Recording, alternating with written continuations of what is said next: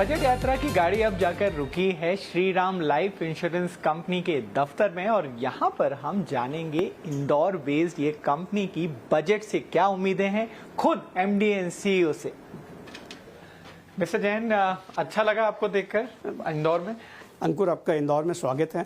Thank you for coming to Indore. Thank you so much. और ET now Swadesh पे ये budget यात्रा है और इंदौर में अगर हम बात करें कंपनीज की, खासकर फाइनेंशियल सेक्टर में, हम लाइफ इंश्योरेंस कंपनी में आपकी कंपनी के बिना तो काम चल ही नहीं सकता। Thank you very much for coming.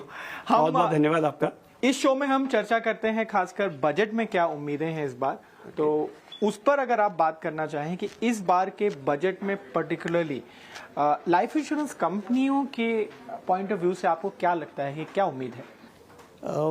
GST के रूप में एक बहुत बड़ा तोहफा ऑलरेडी गवर्नमेंट ने इस इंडस्ट्री को दिया है, विच इज़ क्वाइट वेलकम। इस बजट में हमारी हमेशा से एक डिमांड रही है कि there are various saving product in India.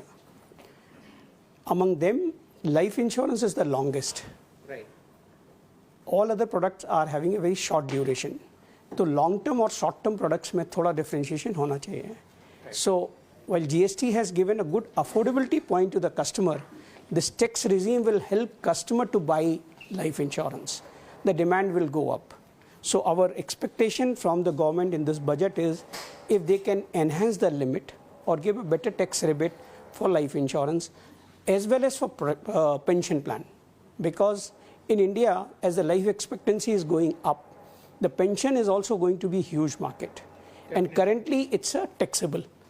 So if that can also be worked out, it can add a big volume and it will be win-win for both company, customers and the country as a whole.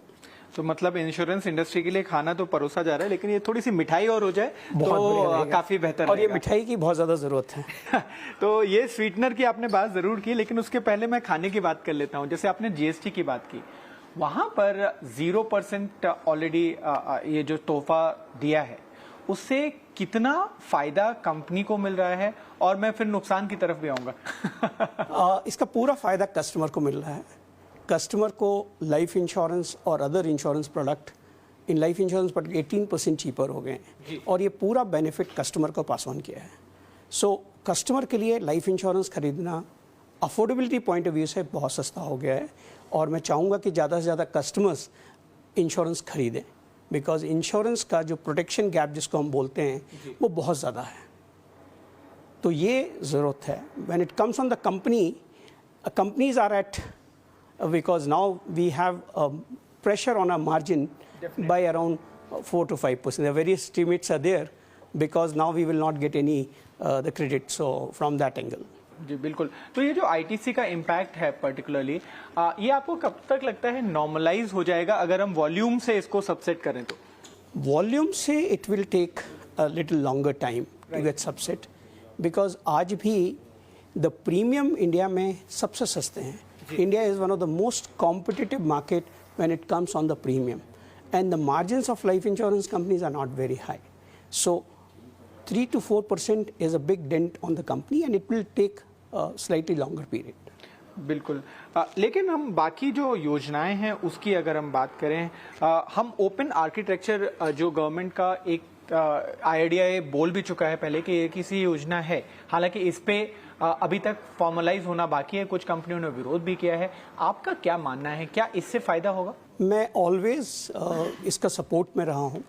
मैं पिछले 25 साल से इस industry में हूँ। Open architect will benefit everybody. सबसे ज़्यादा benefit customer को होगा, बिकॉज कस्टमर के पास वाइडर चॉइस होगी एंड एजेंट भी सारे प्रोडक्ट कस्टमर को फिर बता सकता है। तो it should happen. There is a need for a consensus in the industry. At various forums the discussions are happening, but if it happens ये बहुत अच्छा स्टेप रहने वाला है।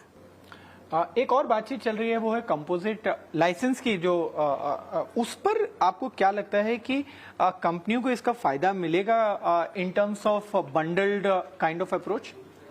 कंपोजिट वर्ल्ड वाइड अगर आप देखें तो कंपोजिट लाइसेंस है वेरियस कंट्रीज में। ऑन अ सिंगल लाइसेंस आप हेल्थ, जनरल और लाइफ भी कर सकते हैं और ये एक अच्छा मूव रहेगा from a point of view. एक कस्टमर को क्या चाहिए, when he is there he need health insurance, when he is not there family need life insurance. तो अगर ये कंपोजिट लाइसेंसिंग का होता है is going to be a welcome move because a bundled product can be offered. A term plan with a health insurance plan can be offered to the same customer and it will be good. एक और जो bill लंबित है अभी, हम अगर parliament में बात करें इंश्योरेंस के लेके, और उम्मीद की जा रही है कि शायद वो बजट सेशन में आ सकता है, वहां पर एक वैल्यू एडेड प्रोडक्ट्स की भी बात की गई है। वो क्या है, और क्या इससे मान लीजिए कोई इंश्योरेंस का कंपनी में कोई ग्राहक आता है, लाइफ इंश्योरेंस खरीदता है, उसके साथ जिम की मेंबरशिप भी मिल सकती है?